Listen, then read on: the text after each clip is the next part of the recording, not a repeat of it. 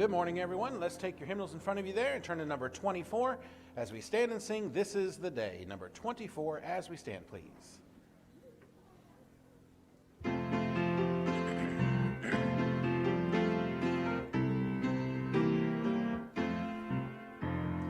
This is the day that the Lord hath made, that the Lord hath made.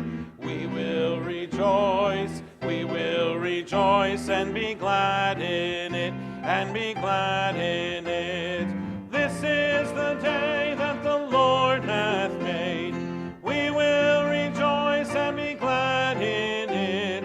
This is the day that the Lord hath made. This is the day that the Lord hath made, that the Lord hath made. We will rejoice and be glad in it, and be glad in it. This is the day that the Lord hath made. We will rejoice and be glad in it. This is the day that the Lord hath made. And go back a couple pages, number 21, Since Jesus Came Into My Heart, number 21.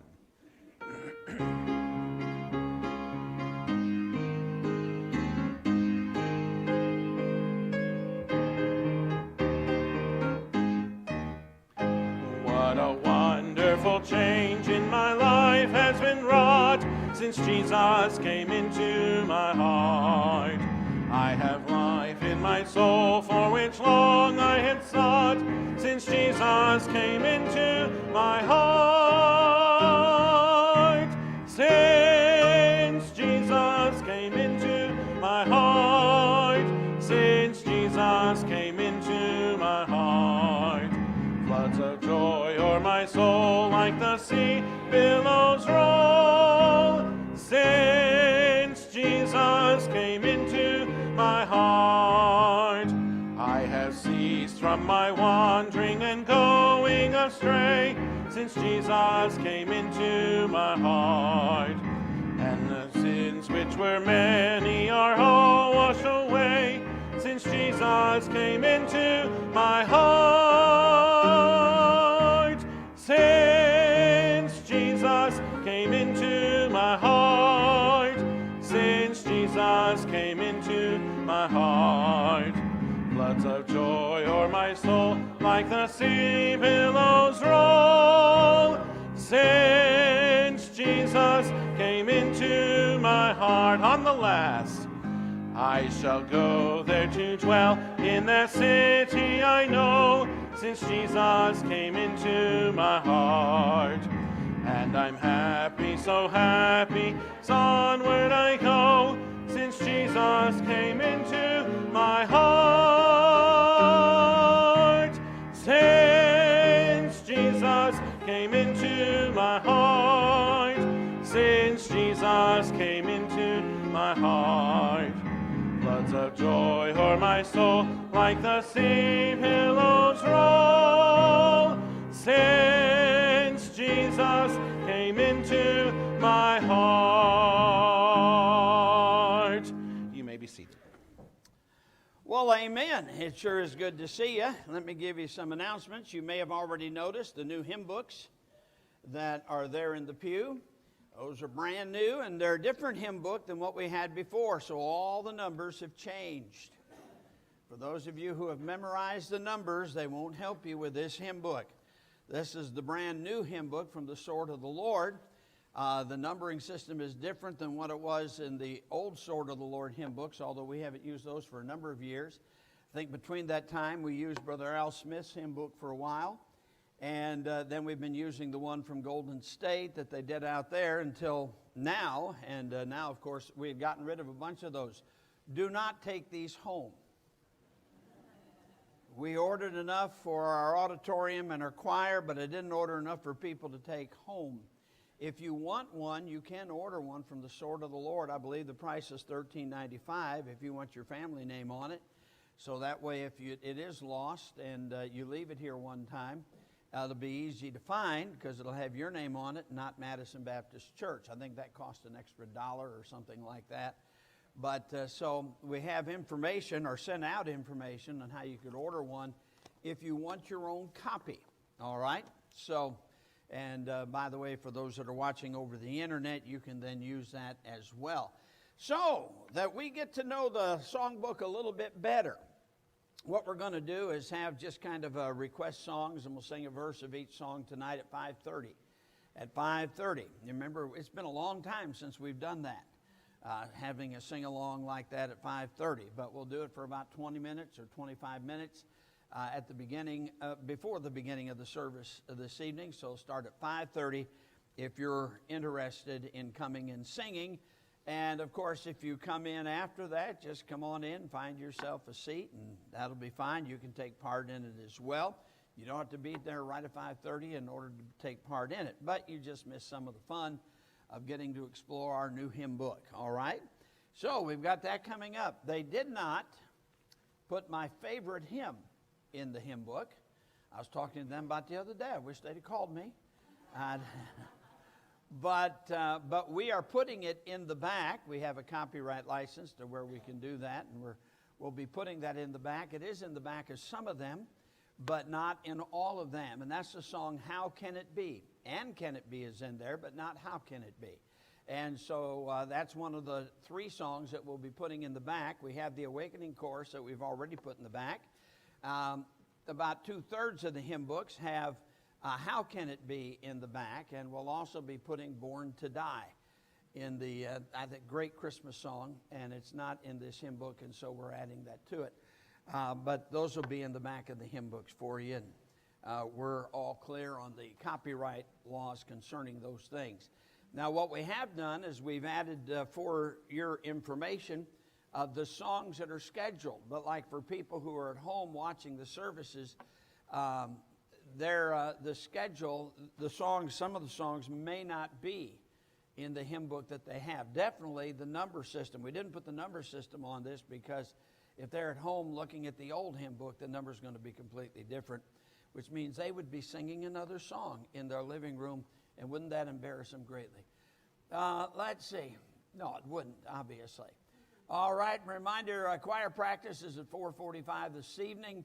Then we also have the sheet for feeding the missionaries back here on the back table. So if you'd like to feed one of the missionaries that are here for the missions conference, you can take 1, 2, 3 families out at a time if you want, or just take one. You can take them out. You can have them to your house to eat. But just understand this, they have to be back for the missions conference.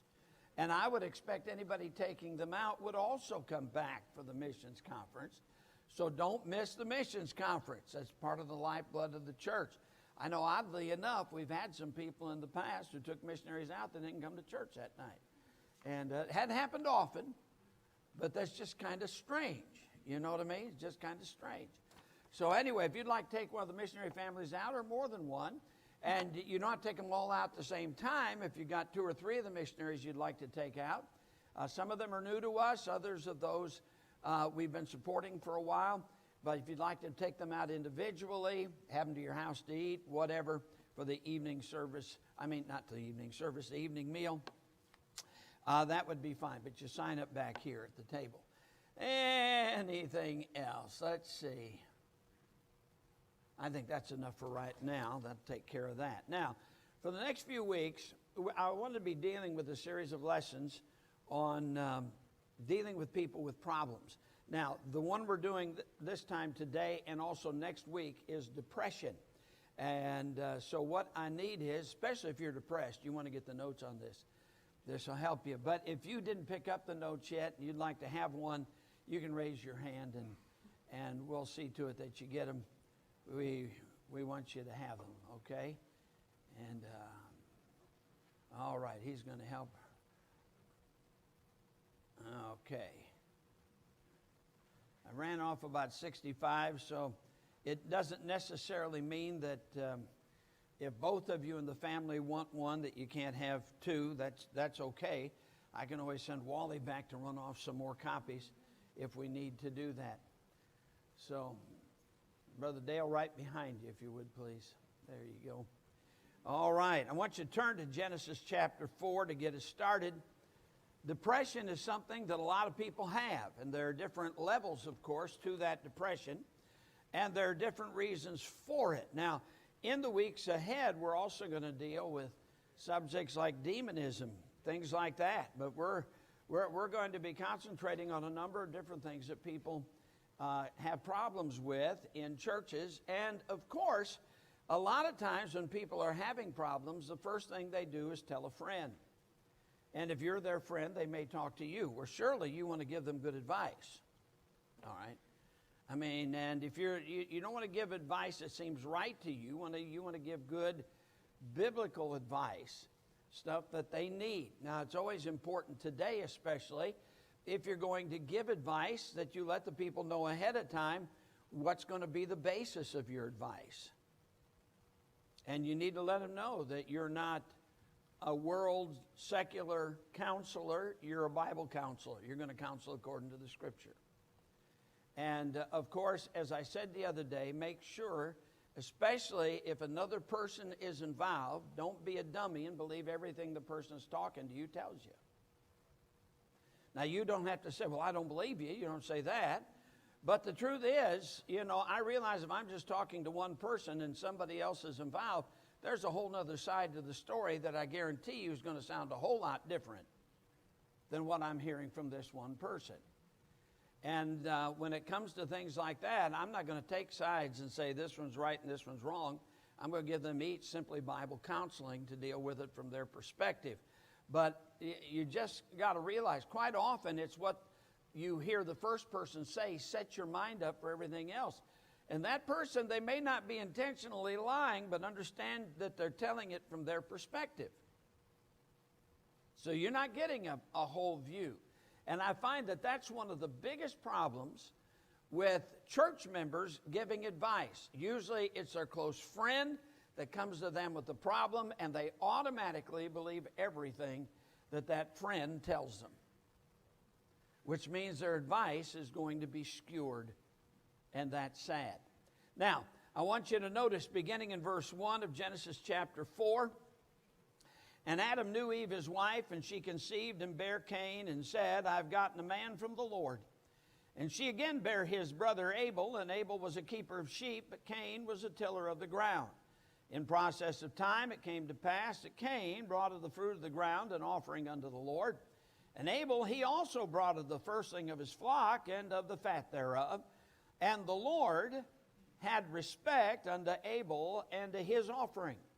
But unto Cain and to his offering he had not respect. And Cain was very wroth. Now notice, and his countenance fell. And the Lord said unto Cain, Why art thou wroth? And why is thy countenance fallen? If thou doest well, shalt thou not be accepted. By the way, you might underline that part of that verse. It is extremely important. If everybody would get this, it would make their life a lot simpler, a lot less complicated. If thou doest well, shalt thou not be accepted. Do right. Bob Jones Sr. used to say, do right till the stars fall. Do right. No matter what somebody's done to you, just do right. If you can get your kids to just do right, instead of sitting there and, pushing out the lip. By the way, a lot of adults do that too. They have their own way of doing it. They pooch out their lips, man, they're upset. And God just says, do right. If you do right, you'll be accepted. But if not, notice, and if thou doest not well, sin lieth at the door. Now that's really sound advice right there. Do right. Just do right. Now, we looked at some verses last week, like for instance, Proverbs chapter 12. Proverbs chapter 16 and verse 25. And now I had the verse escape from me here for a moment. But they both say the same thing. There is a way which seemeth right unto a man. I believe that's 12:15. There is a way which seemeth right unto a man, but there at the end thereof are the ways of death. In other words, you don't want to tell them what seems right to you. You want to tell them what God says, because what God says is right. It is always right. And then, and Cain talked with Abel his brother, and it came to pass when they were in the field, that Cain rose up against Abel his brother and slew him. So what had Abel done wrong? What had Abel done wrong that was so odious to Cain that would make Cain want to kill him? He'd done right. This is talked about, by the way, in 1 John. Those that don't want to do right hate people that do right. They'd rather that other people do wrong so that they have an excuse to continue to do wrong themselves. Now, notice, the Lord said unto Cain, where's Abel thy brother? And he said, I know not, am I my brother's keeper? And he said, what hast thou done? The voice of thy brother's blood crieth unto me from the ground, and now art thou cursed from the earth, which hath opened her mouth to receive thy brother's blood from thy hand. When thou tillest the ground, it shall not henceforth yield unto thee her strength. A fugitive and a vagabond shalt thou be in the earth. Now notice Cain. Cain said unto the Lord, my punishment is greater than I can bear. Question, whose fault is that? It's not God's fault. He made choices. Choices have consequences. But everybody that wants to go their own way, do their own thing, and things end up bad, they want to blame God, they want to blame the church, they want to blame their parents, they want to blame everybody else for the problem that they dug themselves. This is as old as Cain. Been going on for a long time. It is part of that sinful nature, and you need to understand that. Now, in discussing depression, one of the first areas of diagnosis, I talked about this last week, would have to do with the physical. If they're having depression, if it's a physical problem, then all of your counsel is not going to help them. For instance, if it's a tumor, your counsel isn't going to take care of the tumor. They need to see a doctor. If it is low blood sugar that causes depression, you understand, depression is really a symptom of about 20 different things. Now, it can be a symptom of wrong actions. But you're not really going to have much clue about that unless they go to a doctor. They need to get checked out. If it's low blood sugar, easily fixed. If it's a tumor, more difficult, but necessary in order for them to get things taken care of, all right? So, there are three, by the way, most of the answers that psychiatrists have today and medical doctors have today is medicine. Matter of fact, we've kind of been brought up in the age of, isn't there a pill for this? To take care of this. We want a pill. We don't want to change anything ourselves. We want a pill. Now, sometimes a pill is necessary, but there are some dangers with pills. You need to understand that. Most of the time, pills only mask the symptom and never deal with the problem. And that makes the problem even more dangerous because they put a mask on it. Well, three major problems with drugs. And I'm not saying if you're taking a pill, I'm not saying stop taking your pills. I don't want anybody to get that idea. I'm not saying, matter of fact, since you had a doctor give it to you, start doing right, do well, and ask the doctor, hey, can we lessen this? I mean, hopefully you got a good doctor who knows you. Unfortunately, today, very few doctors know their patients. And that gets very frustrating, doesn't it? But notice, number one, drugs can interact with each other, plus other substances. After all, the more medications that you take, the greater the chance of untoward reactions and interreactions. And you understand, everybody reacts different to a medication.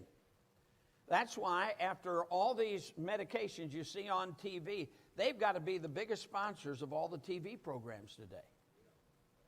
I mean, I'll guarantee you that Big Pharma spends a whole lot more money on ads than Budweiser does. Or you take all the alcohol people together, man, all the time in the last 10 seconds, or, you know, if you have thoughts of suicide or commit suicide, it could be a reaction, all kinds of stuff like that. Every antidepressant, you're warned about suicide. Now that tells me this pill isn't necessarily the answer. And they know that. As a matter of fact, one of the side effects of all these antidepressants is more depression. Now that doesn't mean you're going to have that, but the doctor's kind of gambling with you here, aren't they? They're hoping that this one won't bring on even more depression. By the way, a lot of these mass killings that have taken place either within 6 weeks of getting on an antidepressant or within 6 weeks of getting off the antidepressant. These mood-altering medicines have their own set of dangers, and we've come to trust, of course, the pill more than, I didn't say that right, the pills more than what we trust God even for things. So just understand they interact. Number two, people respond differently to drugs themselves. What makes one person real sleepy may make another person hyper. Number three, too many times they only deal with symptoms and not the problem.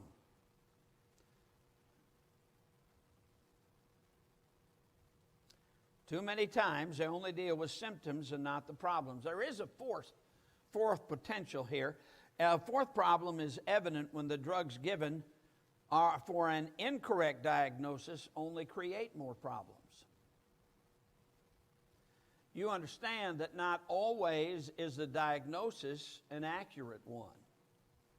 Again, I'm not telling you to get off your meds. I'm just simply saying, you got to be careful about medications. Now, what are some symptoms of depression?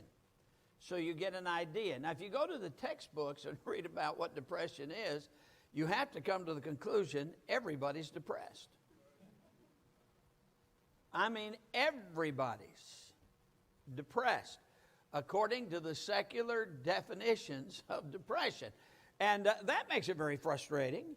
You don't know if that depression is further drug-induced. You don't know if it's sin-induced or if it's simply a physical problem, what it is. Well, first of all, there are some action symptoms for depression. Appetite changes can be a symptom. That doesn't mean if your appetite has changed, like now, see, I used to hate chicken pot pies, and now I can eat them. That, just because my appetite's changed doesn't mean I'm depressed. All right? But appetite changes can be a symptom. Not only that, weight changes can be a symptom. That doesn't mean that we've had a number of people in our church that have lost weight in the last year and a half and lost a considerable amount of weight. That doesn't mean they're depressed. If they are, I'd understand it because they can't eat all those good things they used to eat. But that doesn't mean they're depressed. They may be happier now than they've been in years. But you understand. I was trying to be funny with you there. Weight changes. Weight changes can be a sign of depression. Trouble sleeping, or even an abundance of sleep. A lot of people, when they get depressed, all they want to do is sleep. They can just get to sleep. They don't think about the problems. It's what they do. Constant tiredness and lack of energy. Now, of course, that might partly be caused by the fact that you're not going to bed till 1 o'clock and you're getting up at 4. But constant tiredness and lack of energy can be a sign of depression, a symptom of depression.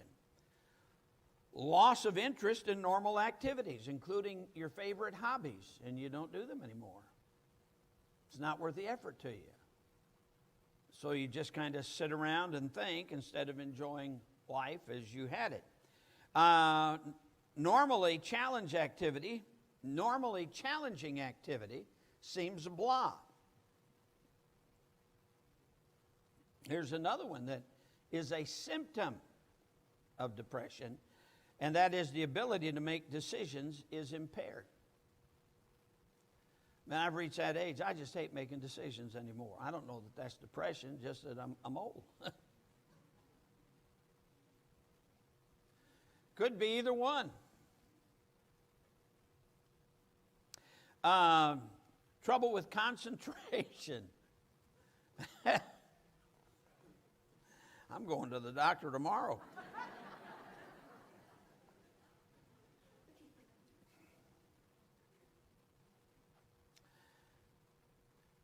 Recurrent thoughts of death or suicide. Doing something to harm yourself can be a symptom. Now you understand, symptoms are symptoms. They're not the problem. Let me just say right here that there are times that you have to deal with the symptom because the symptom will kill you. For instance, let's say here's a person that's gotten some kind of infection and fever, and their temperature has spiked at 105. Well, the first thing you got to forget, whatever caused the infection to begin with, you've got to forget about that for the time being to get that temperature down. Or the high temperature could kill them.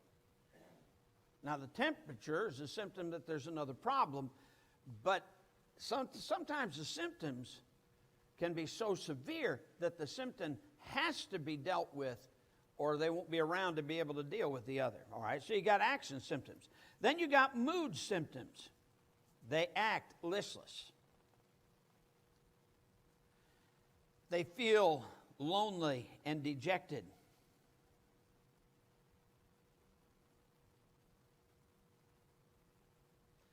Looks, acts, and feels helpless. And may weep for no reason at all, just start crying for no good reason. I remember when Brother Kelly pastored Franklin Road for a while, he had open heart surgery. And the doctor had him on some medication. He told me later on, he went over to South Carolina to begin pastoring Grace Baptist Church over there. He's in heaven today. One of my favorite preachers of all time. Just a great guy, a preacher's preacher. And I was preaching with him up at Fairhaven after he had gone over to West Columbia, South Carolina. And he said to me as we're sitting there talking, he says, Brother Allison, he said, I thought I was losing my mind. He said, I would start crying at the drop of a hat. I couldn't hardly preach through a message. He said, man, I didn't know what was going on. He said, I went over to South Carolina, I got a new doctor.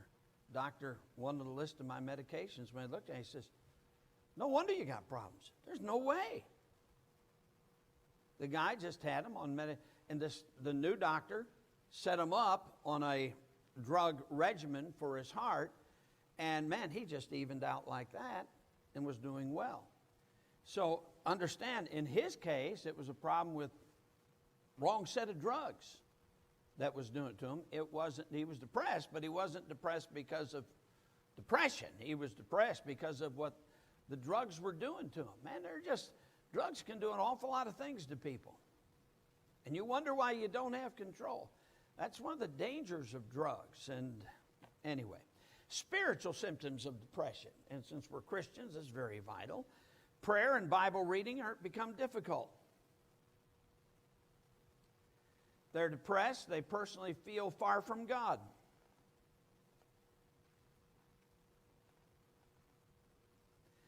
Very little or no, it should be no expression of outward joy in God. No, not nor.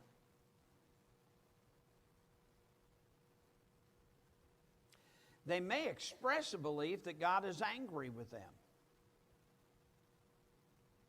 and has forsaken them.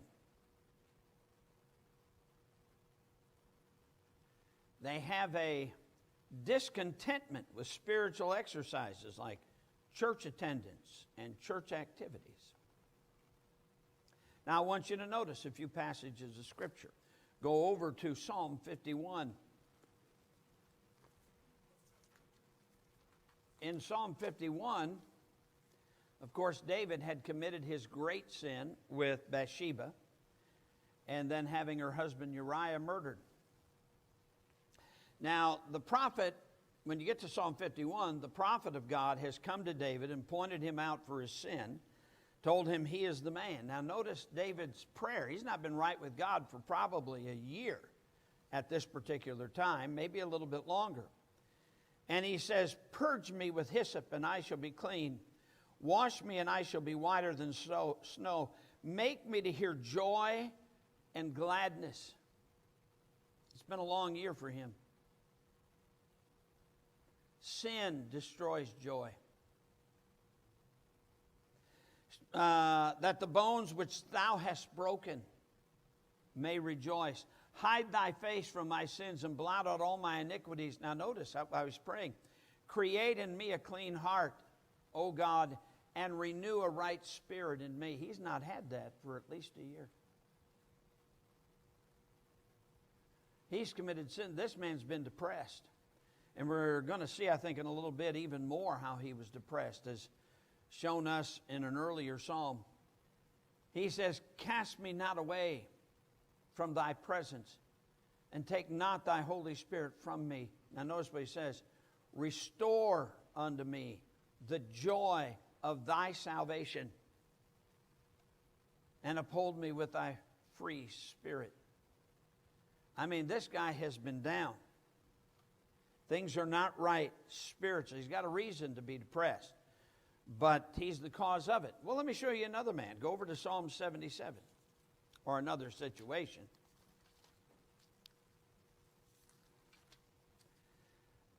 In Psalm 77, notice how the psalmist prays. He says, I cried unto God with my voice, even unto God with my voice, and he gave ear unto me.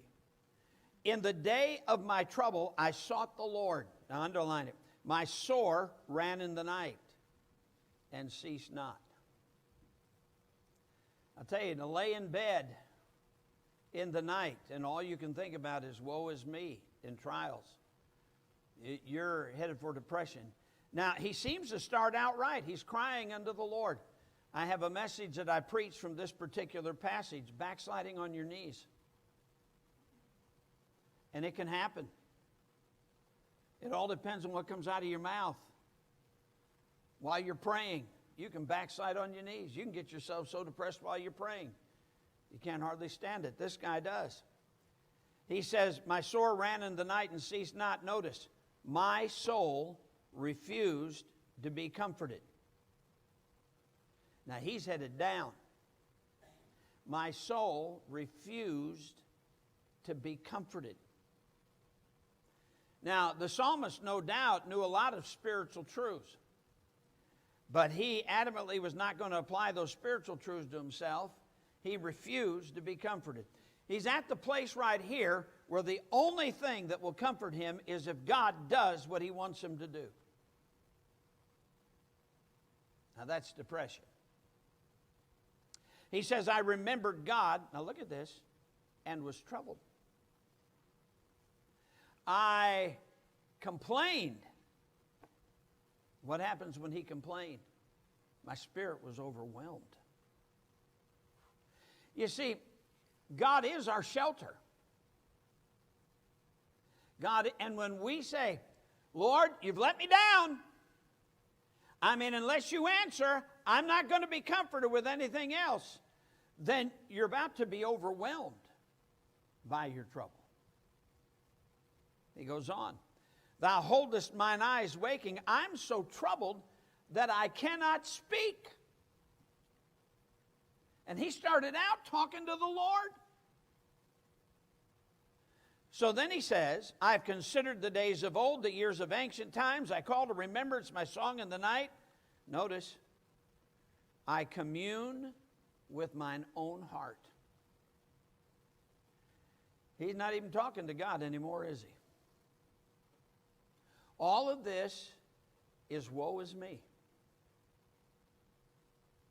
And when that's what's coming out of your mouth, the only way to go is into depression. There's no other place to run.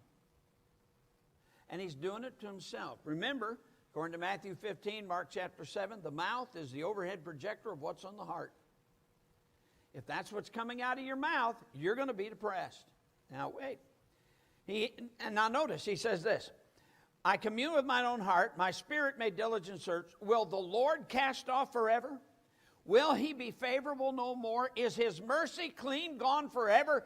Doth his promise fail forevermore? He's doubting God now. And all he's been doing is praying. Now notice he says, let me get the right verse here. Hath God forgotten to be gracious? Hath he in anger shut up his tender mercies? All right, this is sad. Here's a man who believes in God. He started praying. He was troubled, and he goes to God in prayer. But no matter what he's thought about, it's not comforted him. His spirit is complaining. He's talking to God, complaining. His spirit refuses to be comforted.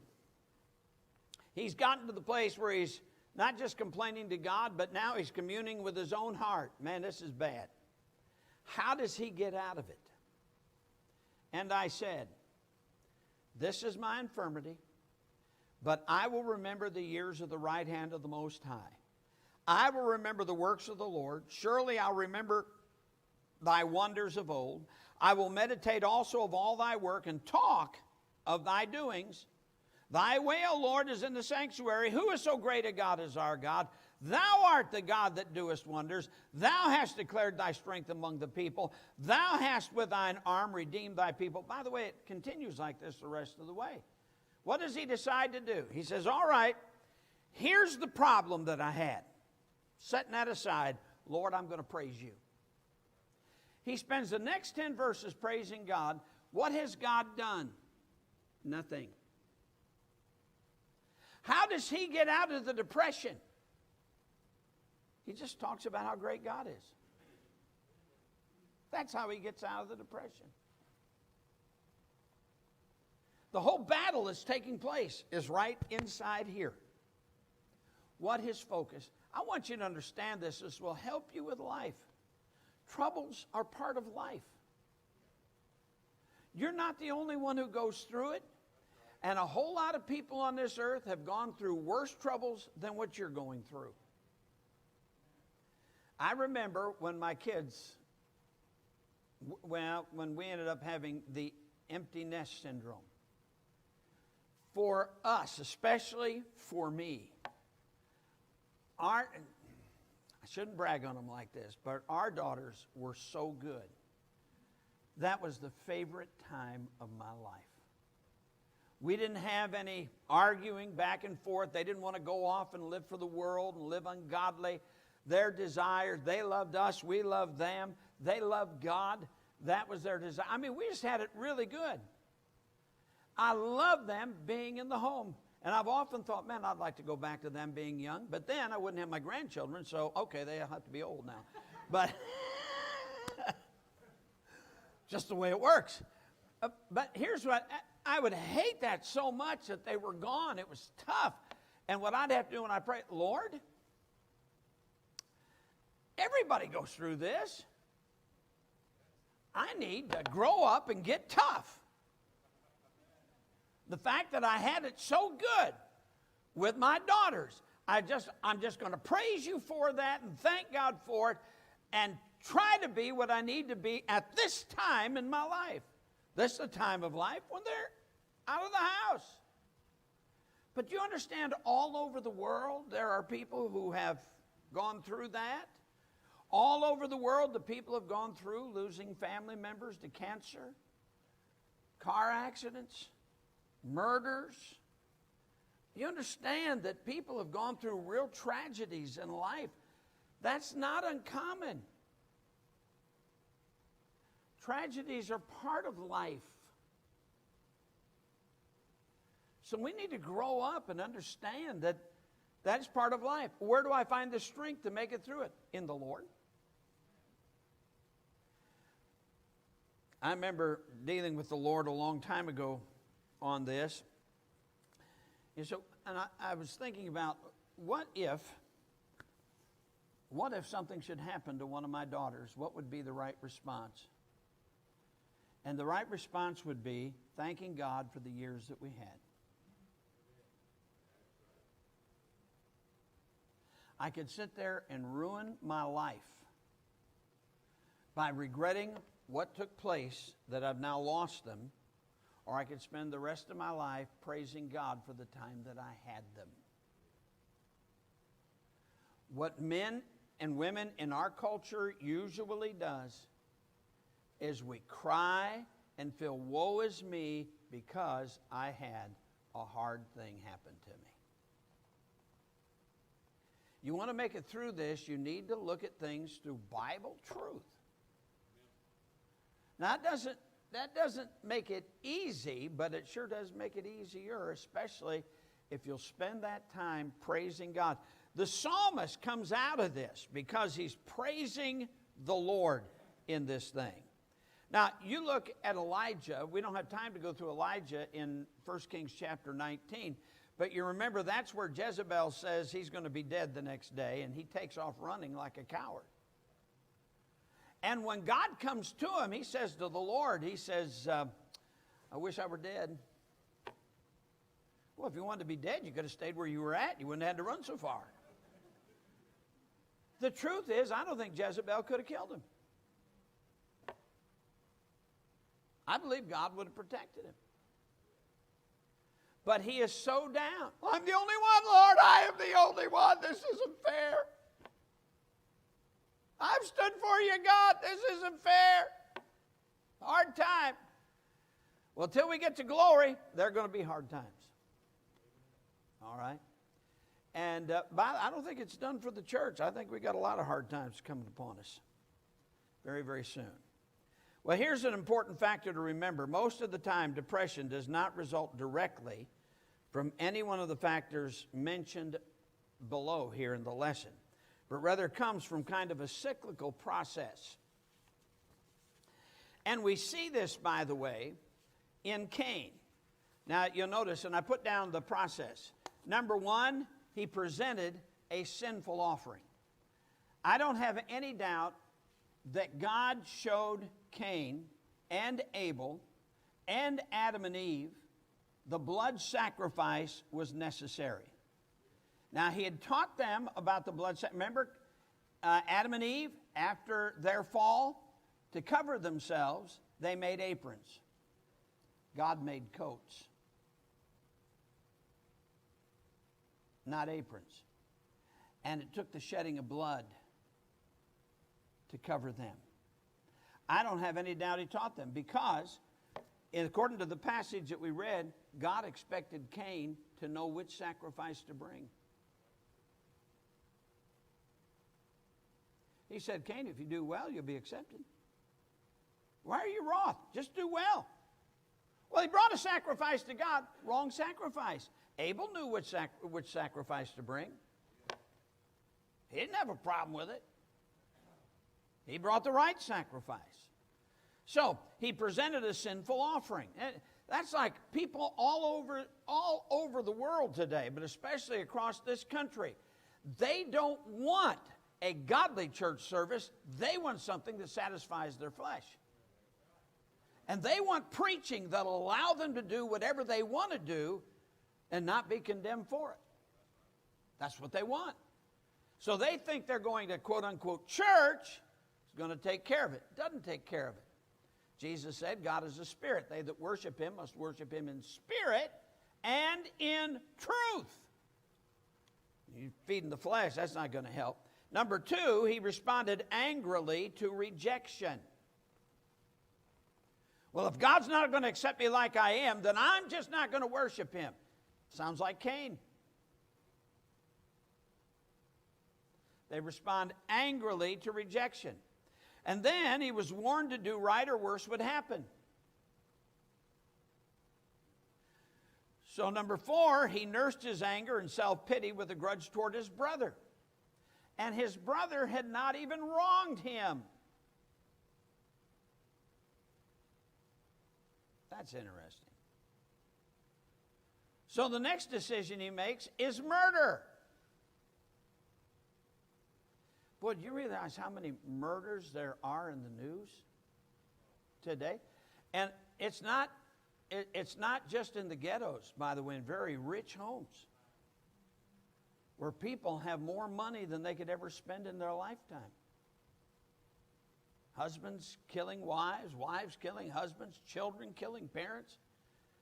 It's absolutely amazing how much of that goes on. Why? Well, there's sin back there. That's just, if you knew the situation, you'd go back to it. And of course, number 6, he said, my punishment is greater than I can bear. Depression is the outcome.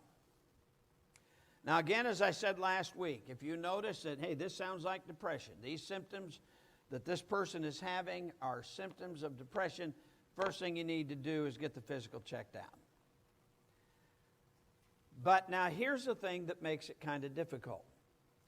Sometimes physical problems are caused by depression. You see, physical problems can cause depression, but sometimes the depression causes a physical problem. Now, this is where you need the Holy Spirit to give you wisdom from above as you deal with them. Don't make the mistake of Job's 3 friends. You remember Job's 3 friends. I believe they were 3 great friends. These men left their families, left their homes, left their farms, left everything for over 6 days to be with Job. And Job didn't open up his mouth one time for those 7 days. Not one time he didn't open up his mouth. And they stayed there and didn't say anything with him. But then in chapter 3 and verse 1, Job opened his mouth and cursed his day. That's why they thought he's in sin. They were wrong. See, you make a quick diagnosis of it. If it's sin, you just might be making the wrong diagnosis. And by the way, God has to rebuke those 3 friends in the end. In his case, it wasn't sin. In Cain's case, it was sin. Now, what are catalysts for depressions? For depression, let me give you these here. Number 1, circumstances. If you just think about some circumstances that people get depressed about. And the reality is that getting depressed over circumstances shows pride. I mean, you feel like that's not fair, you deserve better. When the reality is we all deserve hell. That's what we deserve. See, Jesus said you shall know the truth, and the truth shall make you free. Selfishness. You remember in 2 Corinthians chapter 1 when we studied that, one of the things we learned about suffering was that there are times that suffering for us is so that we can be a better blessing to other people who are going through suffering. No, Lord, I don't want the suffering. I don't want to be a help to anybody who are going to go through suffering too. Well, that's selfishness. Paul was willing to go through suffering to be a help to others. Unfounded bitterness and also covetousness. Paul said, I have learned in whatsoever state I am therewith to be content. I know how to be abased and I know how to abound. Sometimes we have to be abased to learn how to be abased. How to act. How to have the right attitude towards sad things. You know, I'm sorry, I look at our nation and I don't have any doubt that we have leaders in our country who are for the destruction of America. There's no other, they're not as stupid as what these decisions make it seem. And I tell you, big depression comes, or the loss of the dollar, or you get to the place where everything's going to be done through the government telling you how much money you can have and all that, you get just enough to go by, or the money that some of you have set aside becoming worthless. They know what they're doing. And what happens if our fine lifestyle and all that we have, for instance, I don't know about you, I like living in a house. I personally, I've lived in an apartment. I don't want to go back to living in an apartment. Now, I may want to when I'm 85 or 90, but that's not what I want now. But what happens if that becomes the reality where people are being moved out of their homes and into apartment buildings? What are you going to do then? I'm just simply saying it could happen. You say, they can't take our land. Guess what? Yes, they can. Now, it's not right. We understand that. But even in the last 40 years, there's been a number of people that have lost their land. Political motivations have caused most of that. Anyway, circumstances. Demonic oppression. Remember that an evil spirit came upon King Saul. Now, for a believer, it's usually because they have opened themselves up to the demonic world by participating in occultic activities. Sometimes it might come through family influence. But usually they've opened themselves up. Now, you notice I didn't use the word possession here. But demonic oppression can, when we open up, give the devil an opportunity. For instance, you're going to fool around with your horoscope and things like Ouija boards, things like that. All you're doing is opening up an opportunity for the devil to have some sway in your life. Child sexual abuse. It's quite common for people who were sexually abused to go through times of depression. And for them, it's usually caused by guilt. They feel like somehow they're guilty of what's taken place. Mistrust of people that they should have been able to trust, so they don't trust anybody they should be able to trust. Feelings of worthlessness. You know, I've heard some preachers say that all their counseling is done from the pulpit, but they never preach on this stuff. They never preach on the impact of child sexual abuse and what it does, and how many people who are now grown up, you say, well, they just ought to know better. Nonsense, man. You don't know what you're talking about. That is a traumatic situation that causes a lack of, the feelings of worthlessness. I must have been an ugly person or a bad person for God to have allowed this in my life.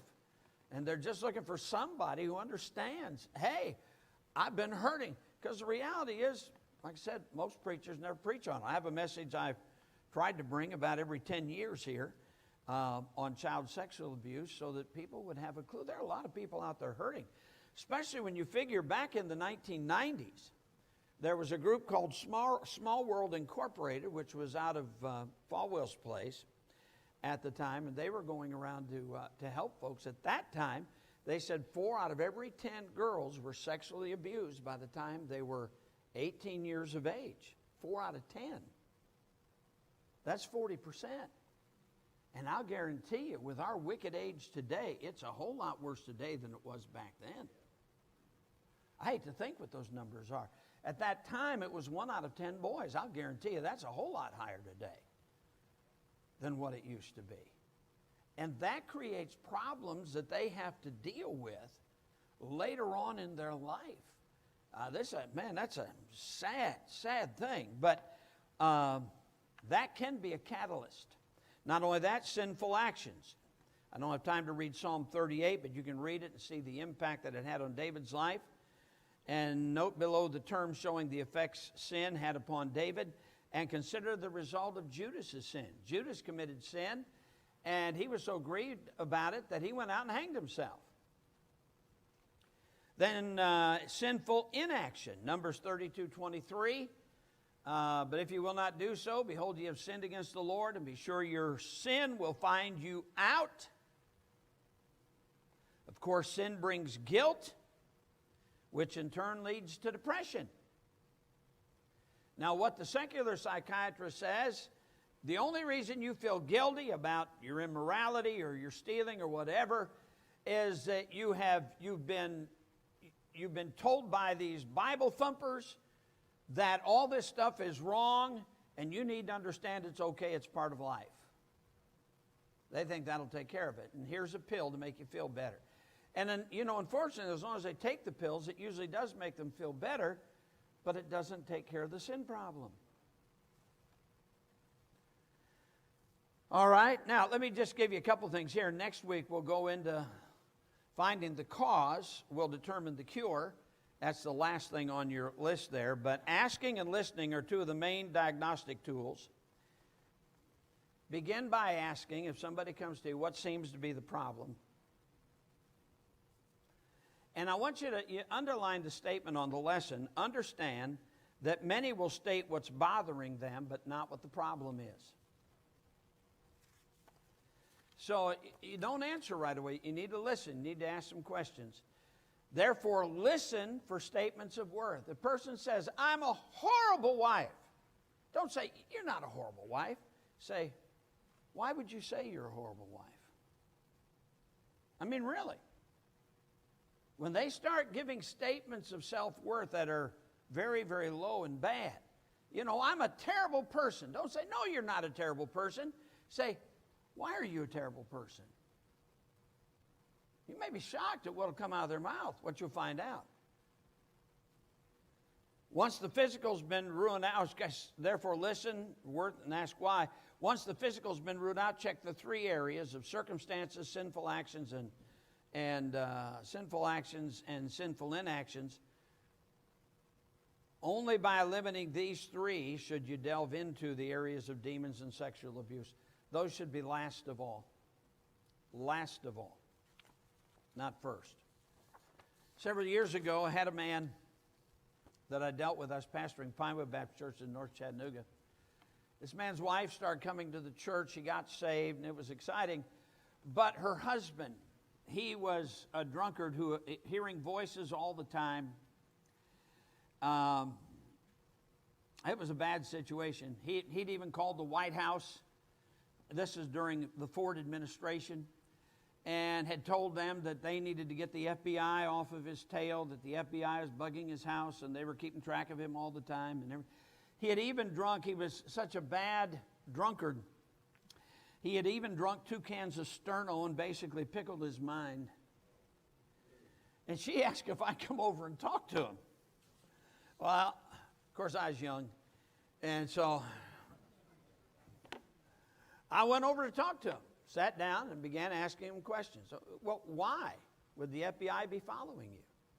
Well, back in World War II, he worked in a government factory. He stole from that government factory 2 cans of paint. From that point on, he thought the government was after him, following him. Understand, they didn't have all the cameras back then and everything like people would have today. But he would see people that would be behind him, and he figured they were following. I'll guarantee you, they had so much stolen from those plants that the last thing they were worried about was 2 cans of paint. But that guilt just kept eating at him. He started drinking and drinking more and drinking more. By the time I met him, man, he was a basket case. But it took a while of asking some questions to find out what was behind all this. Where did this stuff get started? And it was all because he took 2 cans of paint during World War II from the factory. Now, there'd have been a simple cure. Just buy 2 cans of paint and give it back to him. A lot of times, in the beginning, it'd be very simple, but by this time, nothing was simple. His mind was pickled. What do you do? We're done.